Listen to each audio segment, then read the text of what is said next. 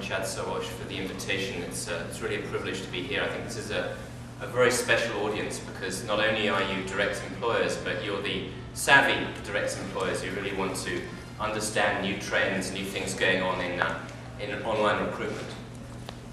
So I will dive in and try and whip through the presentation as fast as possible, and then get into some question and answer, and I think that's often the most interesting part of sessions like this. I want to skip over some of the new things you've encountered during these sessions and get into search, really talk about what I think is probably the most important aspect of the new wave of online recruitment, which is search, how to use search engines.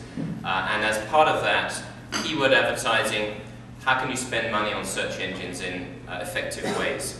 And part of that is using general search engines. Another part is using vertical search engines. And finally, I want to talk about probably what I think is probably the most important takeaway. If I had to say what is the single most important thing you should take away, and that is think about tracking your applicants. How can you best track your applicants, know where do your candidates come from? I sat through some of the presentations yesterday.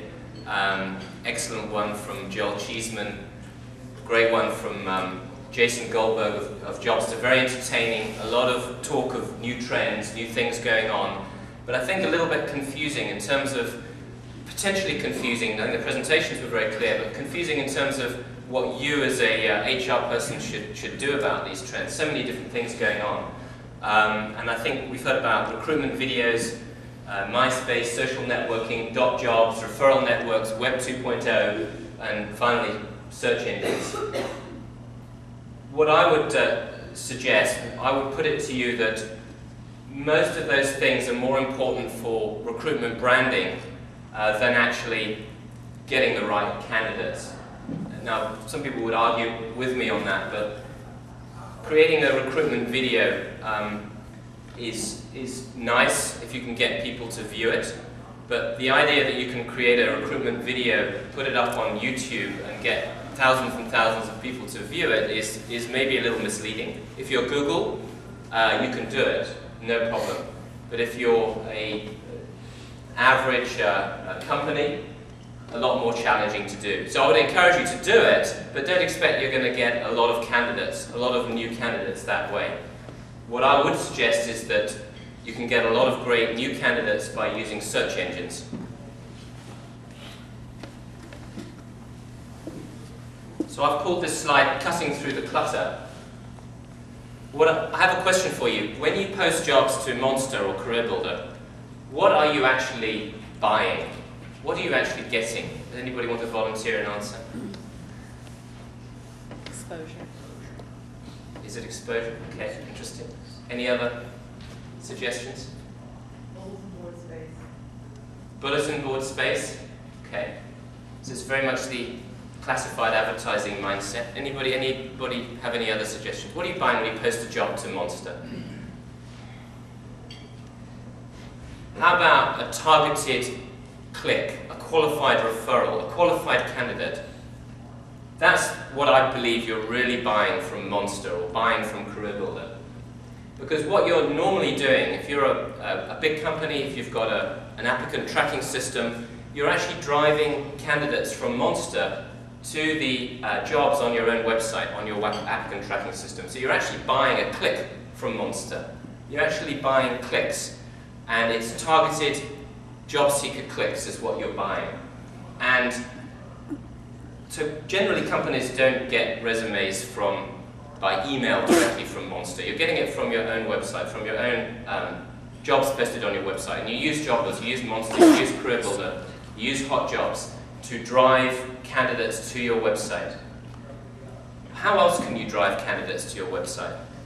Search engines. Search engines are very, very good for driving targeted, qualified candidates to the jobs on your website.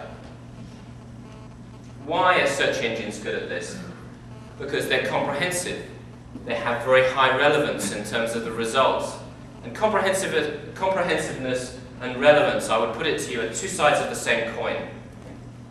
So to take an example, if a candidate applies to the best 10 jobs on a job board, those jobs are going to be, if you have a very comprehensive index of jobs, a very comprehensive universe of jobs, those best 10 jobs, those best fitting jobs are going to be a lot more relevant than if you have a smaller database. So relevance and comprehensiveness are two sides of the same coin. That's why Google and Yahoo compete in boasting of the biggest index, the biggest number of pages indexed, because comprehensiveness is a good thing. Search engines are also very good at interpreting user intent. So what kind of thing are you really looking for as a user? And there are obviously different types of search engine. Google and Yahoo are general search engines. You've got vertical search engines. Indeed is an example, that's the company that I'm with. Oodle in multiple verticals. And then you've got hybrids like Google Base, and I think you'll see other general search engines doing this, where they have a classified service and they allow posting of classified content, but they integrate that smartly into their general search results. So if you do a search for jobs on Google, there's a little search box that pops up at the top of their natural results where you can actually search for jobs, and it's called a smart integration. And so you're going to see more of that hybrid general search, vertical search evolving.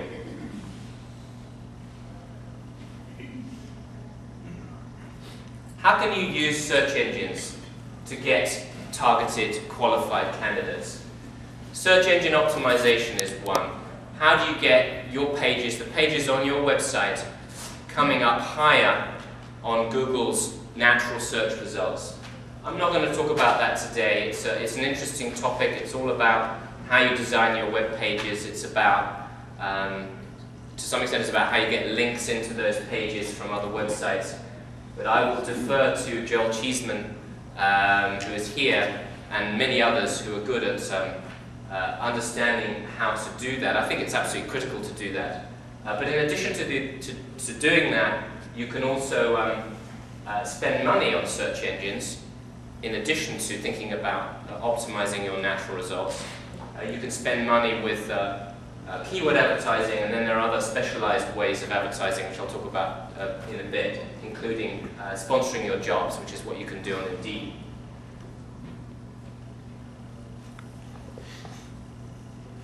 Any questions so far?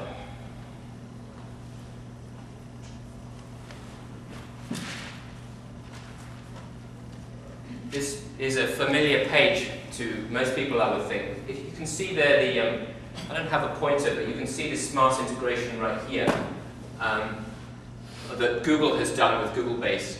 So you can actually search location and function there, and that takes you into Google Base. And so I would encourage you all to get your jobs into Google Base, and you can do that. It doesn't cost you anything. You can just provide them with a feed, or you can even post them directly. So get your jobs into Google Base. It doesn't cost you anything. It's not a great user experience yet, but I'm sure it does get some traffic, and I'm sure they will improve it over time. On the right-hand rail, this is keyword advertising. So, could you put your hand up if you know, if you think you understand what keyword advertising is on Google? Okay, that's 60%, I would say, of the audience. So I will talk about it for the benefit of those who are not familiar with it. How do you, what is a keyword ad? Well, what it is it is a text ad, as you saw in the right rail on the previous slide. These ones here. These text ads appear when users search on particular keywords that you've picked. So you go into Google AdWords. There's a similar system that Microsoft has. There's a similar system that Yahoo has. And you write your ad copy, that little bit of text, you write that. You pick your landing page, so you specify the URL that you want the ad to click through to, and you specify your maximum bid per click, how much you're willing to pay per click, and you pick your keywords. And then whenever someone searches on the keywords that you've picked, your ads will be displayed. and they're ranked. The order in which those ads are displayed depends on your bid and also the relevance of the ad. It's actually the click-through rate, which is the click-through rate is determined by the relevance of your ad. So it's an algorithm that Google has that ranks those ads, and it depends on how much you bid and how relevant the ad is. The key point here is that you only pay when your ad is clicked on. Some people call it pay for performance or pay per click. There's a question. Yeah, I've heard the bid per click repeatedly, but I've never done it before, and what is typical in the industry for a company to pay or bid per click? It's all over the map. Is it 5 cents a click, 10, 50 cents? It's an auction model, and it's all over the map because it depends on the query. Some queries are bid up higher than others, so there are some terms that are very, very popular that people are willing to pay a lot of money to get that kind of traffic that get bid up very high, several dollars per click. And there are situations where there's no competition for the keyword, and there isn't much bidding, and you can get it very cheaply, 10 cents, 15 cents, 20 cents. In addition to that, it's also a question of where you appear in the list. So if you want to be on the first page, you have to bid more.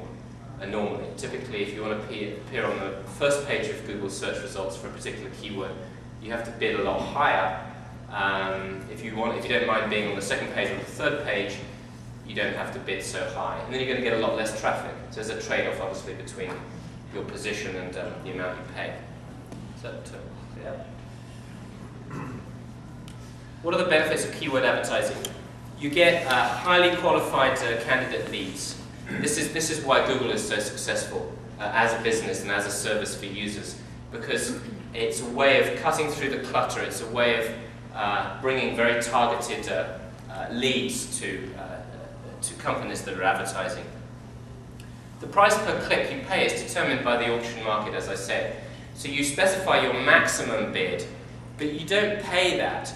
You can say, I'm willing to pay up to $1 a click, but your average cost per click, the average amount you pay per click, is not as high as that, and it's determined by the market. So it's something to bear in mind. It's a maximum CPC that you're paying. So question. Do you ever find out from Google what the hierarchy is? Who has the premier positions and kind of the pecking order? Is there any way to find that out? Well, you can just search as if you're a user. You can go to google.com and type in the keyword that you've sponsored, and then you can see where your ad appears. Oh, I see. Okay. So it's transparent as far as that's concerned. What isn't transparent is the amount that's bid. You can't see the amount. If you run a search on Google, it's actually transparent on Overture, which is Yahoo. You can actually see what people are bidding for different positions.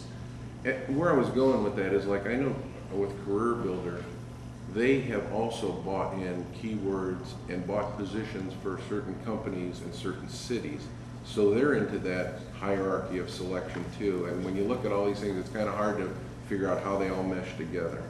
I mean, if you're a small business trying to bid on these versus, a business that has hundreds of millions of dollars and they're able to do that. Can you talk about that a little bit? Well, I think one of the key points is that you can look at your performance. You have an online system where you can actually see the number of clicks you get and what you're paying, what your average cost is per click, and you can actually look, and if you can track that through to your back end, you can see the candidates that come through, and you can work out the cost per applicant and ultimately the cost per hire. And I think that in a sense it doesn't matter what everybody else is doing. You just want to look at how it's performing for you and whether it's cost effective.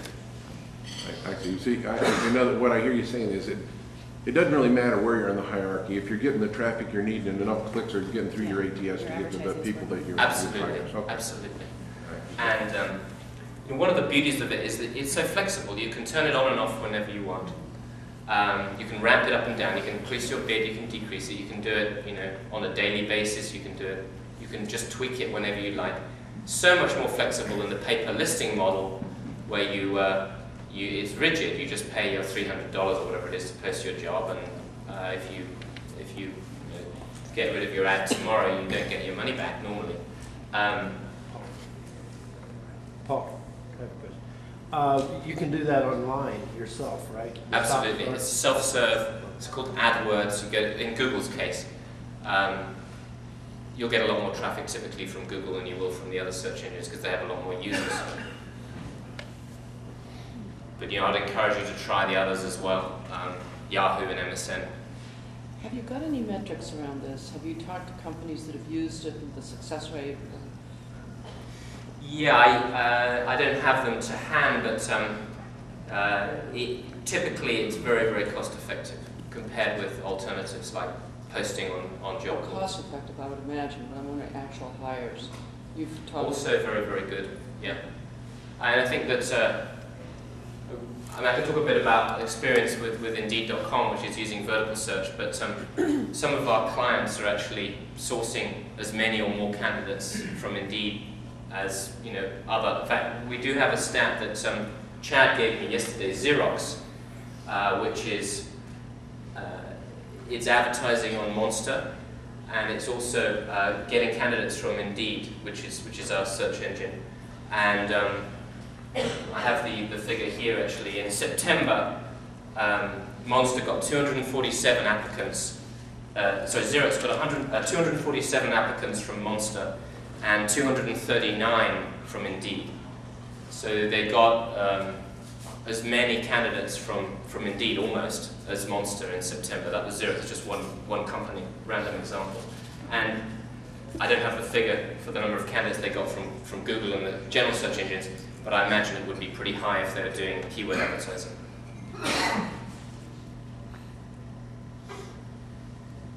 So what you get is you end up with a very low cost per lead. It's very flexible. You can fine-tune it, and you can monitor the results. You have an online report. You can log in at any time and monitor the results. What are the kind of keyword advertising strategies you can use? There's a very good article. It was an ERE newsletter article by John Sullivan that I'd recommend on using keywords. And there are two different strategies. One is to use job-related terms. Obviously, you're going to get the more active candidates that way. So, for example, you could buy the keywords registered nurse jobs in Las Vegas, and you're obviously going to get people who are running those queries on search engines. Or you could go for more of the passive candidate. You can pick non-job related terms, maybe skills related or education or degree or training qualifications related. So examples, registered nurse degree, and then your ad will appear when somebody is doing research for qualifications for nurses, for example, and then you might be able to attract their attention even if they're not actively looking for jobs. Actually, I can share something that we recently, in the last 6-month campaign for keyword searches, I haven't got any results I can talk to at this point in time, so I'm not able to.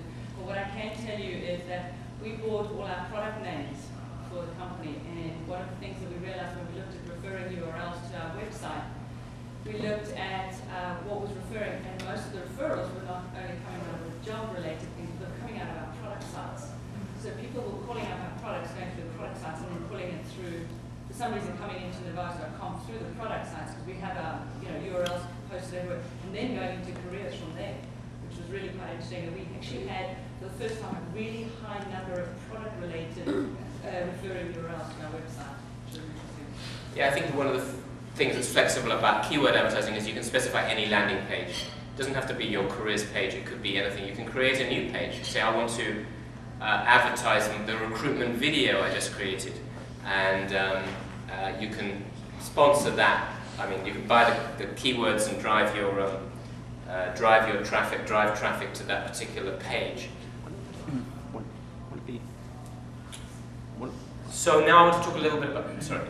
One of the more aggressive approaches, while at Google 2 years ago, on the Google staffing project, we bought Microsoft jobs, Yahoo jobs, all our competitors' names, and the word jobs in the cities that we had markets in. And if they're looking for Microsoft jobs in Mountain View, we want them to talk to Google. It's a great idea. It's aggressive. So, general search engines are one thing. Oh, sorry, Bill, go ahead. Is there a trademark issue with that? No, just AdWords. Anybody can buy it. Anybody can buy it in this The thing is with a brand, you can actually go through and, Jason's not here, but there are trademarks, you can actually list your trademark so that nobody can buy it. So yes, you can, but you have to go through the actual process and ensure that somebody can't buy your brand, so you can. Well, most likely, if you do it, somebody will complain and you can stop. They did. They did. Or they won't complain and you won't have a problem. I mean, I would just suggest you do it, and also do what Chad suggested. Trademark your brand. Trademark your brand. One other question, is there a tool, either on Google or somewhere that you can find good search terms? You know, what search terms are more popular than others? Because there's so many possibilities that you can think of. Is there a way? Joel, do you want to take that one? Yeah, I mean, all the tools have really great keyword, give you keyword help, and it's fairly easy to use. Obviously, it's in their best advantage to have you buy as many keywords as possible, so they're going to make you make that as easy as possible and as intuitive as possible. And how much do keywords cost? Did we talk about that? Well, we kind of touched on that. I mean, they each have different starting points.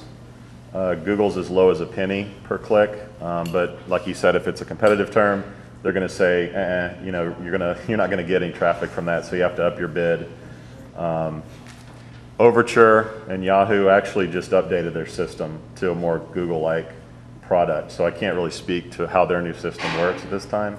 And MSN's new service is very much like Google's. I guess what I might be confused because when you're loading, when you begin the process, you put all your keywords in. For instance, there's a big difference in internet between a financial planning and analysis person versus a person that's in BGP, which is Board Gateway Protocol, which is our routing protocol that we use.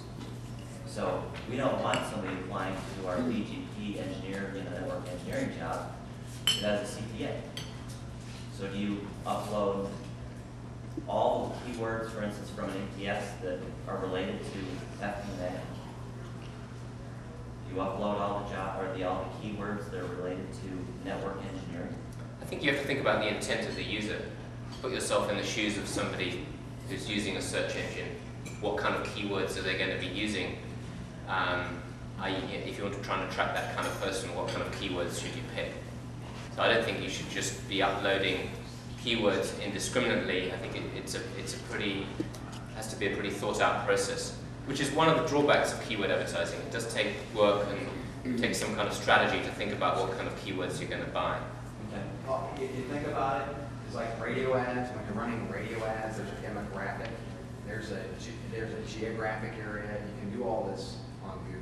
And if you think of it as a campaign, actually building a campaign as opposed to blasting out words, and obviously you need better focus and understanding. I need to learn more about it. Yeah, I think that some people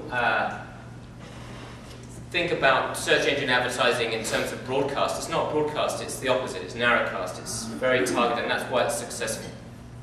Do you know what, is there an average views or clicks per view? Like how many times is if you bid high enough and you get on that first page of Google, how many average views do you get to get a click?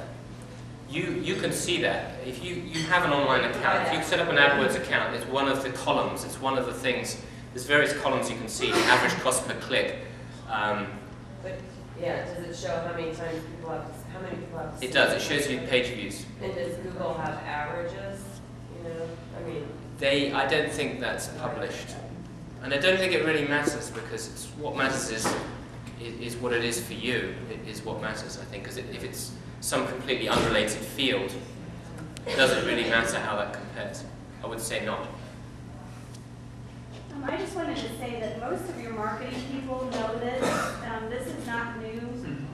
Marketing on the other end of your brand and your company, they've been doing this for years, and Yep. They know this and they're using it. So although it's new to you and you're trying to figure it all out, if you go to your marketing people, they'll be able to explain it and show you data that they have on the other side.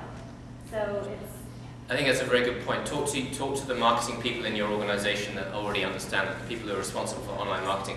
In addition, your company may be using an ad agency, and you can also talk to them or talk to the people that interface with them. That's a great point. It's much newer to HR than it is to the company in general, perhaps. So I wanted to talk about other kinds of search engines. Everybody knows Google and Yahoo. Not everybody knows about vertical search engines. And I think you did from yesterday, Simply Hired, Jobster, Indeed, some of the vertical search engines for jobs, specialized in jobs. And the concept is that you can, Indeed's byline is one search all jobs, but it's the same for all of them, Simply Hired, Jobster. You can search millions of jobs in one search. And those jobs are coming from thousands of different sources. So company websites, job sites, newspaper classifieds. And as I've mentioned before, comprehensiveness and relevance are two sides of the same coin. And so you end up with a very targeted traffic of candidates from these search engines. So on the one hand, analogously to Google, you want to get your jobs in the natural search results, and these search engines don't charge for inclusion in the natural index. And in addition, there are opportunities to pay money with these vertical search engines, including sponsoring your jobs or featuring your jobs, and also keyword advertising. But borrowing, again, the vertical search engines have borrowed from the general search engine model. It's generally pay-per-click, pay for performance, and there are similar keyword advertising options similar to Google and Yahoo. And in addition, there are some specialized advertising services that are emerging, and we have one of those at Indeed, and Simply Hired also has a similar one. This is our homepage. So we try to keep it nice and simple compared with job boards. And it'll be the same with the other vertical search engines for jobs. This is the Indeed search results page. So here we have keyword ads. So just almost exactly the same as I was describing before. I guess one of the differences is if you buy a keyword ad on Indeed or on Simply Hired, you don't have to use the word jobs, obviously, because all the traffic is looking for jobs. And then we have something different. We have something unique, which is our sponsored job program. And that's this job that's within the shaded area here. This is a search for Human Resources Director in Las Vegas. And you can see there's 199 results there on Indeed.com. And EmploymentGuide.com has sponsored their jobs. So what that means is whenever one of Employment Guide's jobs appears in the natural results, it gets displayed as a text ad here, and it's in a shaded area, so they appear above the natural results, and the Employment Guide will pay-per-click. So whenever somebody clicks on Director of Human Resources there or any other job that's sponsored, they will pay-per-click. Now the beauty of this system is you don't have to pick keywords. It's very quick and simple to set up. The jobs are already in the index, and because of our relationship with direct employers, your jobs are already in Indeed's index, already in Simply Hired's index, already in Jobster's index. So you don't have to do anything to get that organic traffic, that natural traffic, that unpaid traffic. And if you want to drive additional traffic, additional targeted qualified candidates, you can sponsor your jobs on a pay-per-click basis. You don't have to post jobs, they're already there, they're already in our index. You don't have to pick keywords, so in many ways it's superior to keyword advertising. You don't have to pick keywords. You don't have to write advertising copy, again, superior to keyword advertising. You don't have to write your ads. You don't have to pick your URLs. You don't have to pick a URL, you don't have to pick a landing page, because the landing page is the job on your website. Other advantages, similar to keyword advertising, you only pay per click. You don't have to pay more than you have to. You specify the maximum bid, and the maximum bid is going to be higher than the average cost per click you pay. You can fine-tune your campaigns. You can switch it on and off whenever you like. You can ramp it up. You can ramp it down. And you have online reporting system on Indeed, and I'm sure it'll be the, if it's not already the case today, it'll be the same on Simply Hive. You have a online reporting system where you can actually you can track all these metrics. Ultimately, the holy grail is you're getting a low cost of applicants, low cost per hire. The final slide is, I think, the most important. None of this really means much unless you can track where your candidates are coming from. You can spend, you spend a ton of money on Monster, you can spend a ton of money on Google.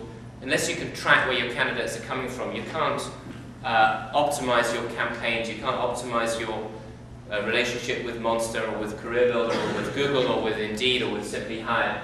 So I would encourage all of you to make sure you can see where your candidates are coming from, which source they're coming from. And I think critically, technically it's very easy to do. It's technically simple. Your applicant tracking system might tell you otherwise. But I would encourage you to tell them that that's not the case, and if they keep resisting, then change your applicant tracking system to one that can do it. Sometimes it's available, sometimes that functionality is available, but it may not be immediately obvious to you how to use it. So get your team or your vendor to explain how to do that, how to find out which sources are providing your candidates that you end up hiring. Drop-down menus don't work. There was a recent study by All Retail Jobs, Don Firth, who's been pretty successful with All Retail Jobs.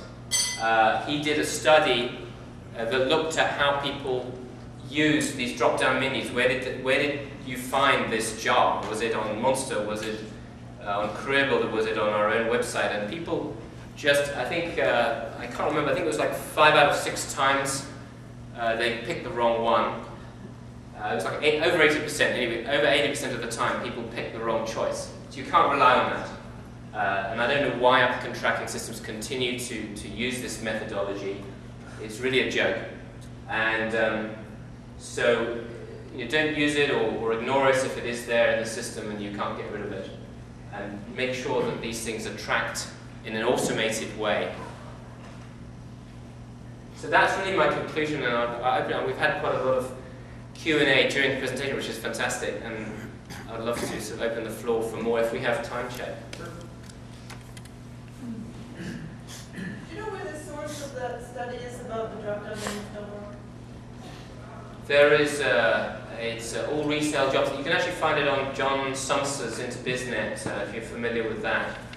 There is he wrote that one up.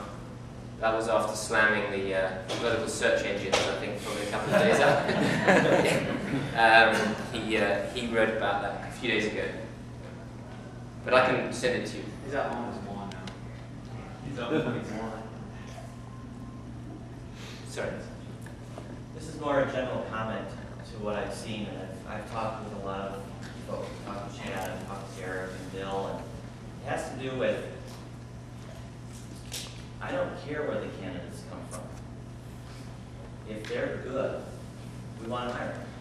So I want to build a campaign that, number one, focuses on employee referrals first. Number two, there's a lot of action going on, even within our company, that Monster is a bad source. And quite frankly, when I hear people say within our company, what are you going to do, troll Monster? And the term troll means to basically scrape the bottom. Well, it just so happens that our applicant tracking system tracks where all our hires are from. Well, guess what? Employee referrals are number one. Monster is number two. Now, it doesn't matter that I used to work for Monster because, it's years and years ago. But Monster and Hot Jobs, Career Builder, Dice, Computer Jobs, Career Bank, I've got that in my budget for next year. I'm going to use InfoGist or Talent Book to go find the best candidates. I will use search engine optimization. I will try it to see if it works. But the point is, find the best candidate and hire the best candidate. So, just wanted to share that. I don't care where they come from. Well, I would disagree with that. You should care, because if you're allocating your budget, you want to know where you should allocate your budget to. If you're getting all your best hires from Google, then maybe you should stop advertising on Monster. That's what I would suggest. Well, what I mean by that is when I'm talking to employees in the company, they say that, well, Career Builder is my best source. I've had a lot of success with Career Builder. Other people will say, well, my best source is Monster. My point is, you want to basically have a lot of arrows in your quiver. That's one of the big reasons I think direct employer is such a fabulous organization. Because they provide a huge array of arrows that you can use. So that's where I'm getting at is, I don't want to focus on any one given source. I want to basically see a broad spectrum of where our great candidates are coming from. I'm sure it makes sense to have a diverse set of sources, I agree. And I would just encourage people to put search engines into that mix. Yeah, Paul. One thing on that, Randy, that, excuse me, I have quite a cold. One of the things I'd like to point out, though, and it's, we get your jobs to a lot of different places. And I know I spent many years in human resources, and I certainly fell into a pattern where you do what's comfortable, what you've done before, and what you're used to. One of the things that we see from our vantage point of dealing with companies and so forth is that there are a lot of missed opportunities. For instance, just like Paul was saying, the sponsored jobs, well, that is over and above anything that we can do for your jobs.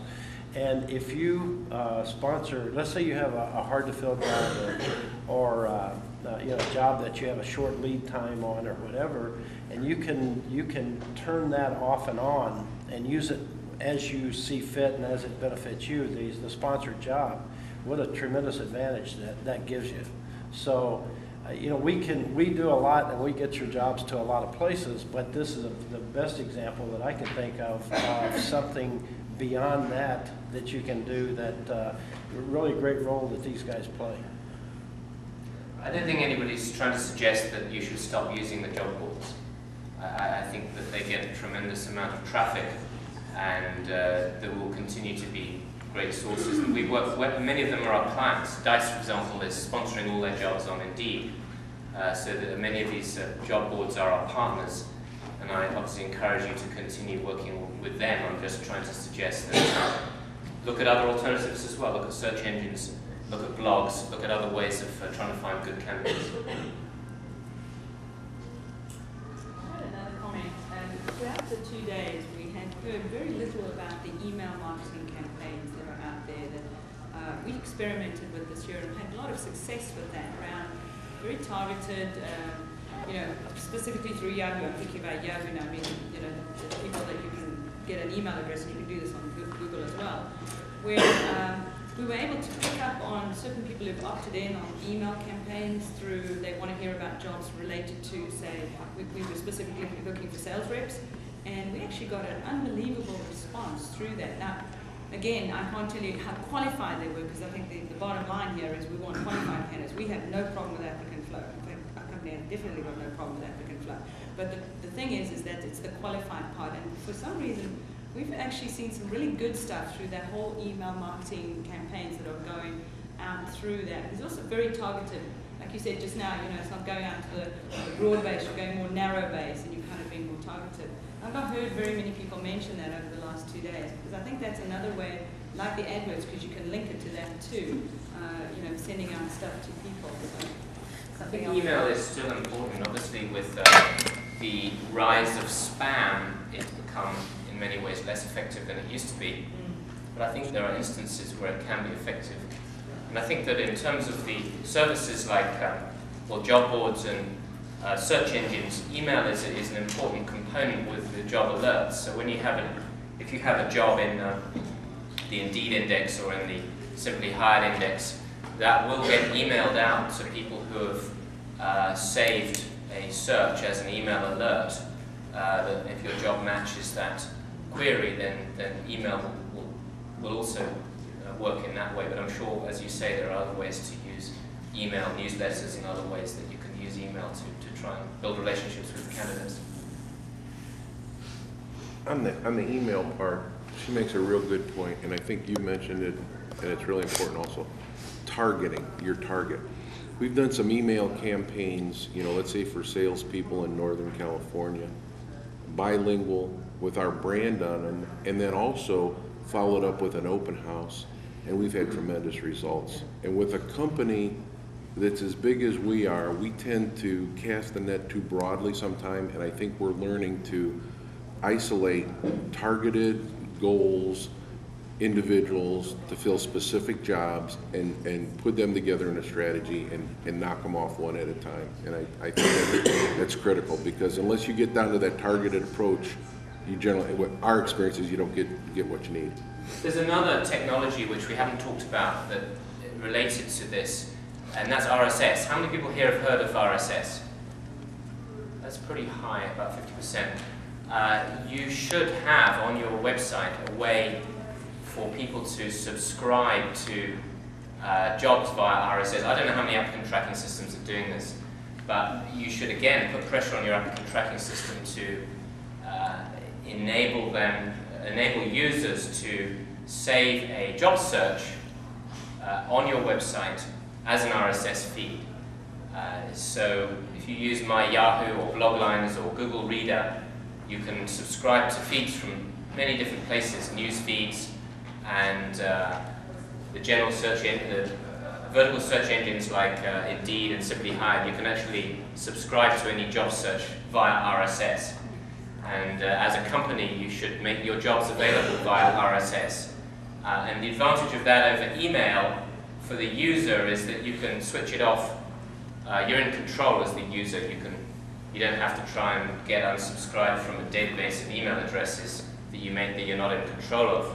You can switch off your RSS feed at any time. It's one of the advantages of RSS. So this is a growing technology for distribution of content. So talk to your ATS provider about that one as well. What does that stand for? RSS? Sorry? What does that acronym stand for? Really simple syndication. In a way, it doesn't really matter, because most people just refer to it as RSS. Some of the clients I've worked with are actually who don't have RSS on their websites to post their jobs. They're actually using Job Central, doing a search for your jobs in Job Central, saving that RSS link as a bookmark, and then making that bookmark available on your .jobs domain. So every candidate gets the benefit of looking up your jobs using the RSS feeds in Job Central. Or you could do the same thing with Indeed or Simply Hire. So rather than setting up an RSS aggregator or feed on your site, use their site to do the searching for you. You can do the same thing in Monster if you choose. They all have the ability. And that's why, thanks for pointing that out. You can definitely do that. Again, with a lot of the applicant tracking systems, I deal with a lot of the applicant tracking systems. You can't just go to a button on your ATS and say, give me an RSS feed, or give me an XML feed. We understand that, and that's why we've actually built XML feeds for you. I mean, it makes it easier for Paul to actually come in and get that great content. Not only that, but we've even had some companies who can't get their jobs to job boards, who want to get all their jobs to the job boards without manually posting them, and we'll just go ahead and hook them up with an XML feed, or they can take an RSS feed. So it makes it really easy. So yes, I definitely would like to see the ATSs move in that direction, but until they do, we're trying to cover it. We're trying to make it easier. Well, I appreciate it, Paul. Thanks for all the questions.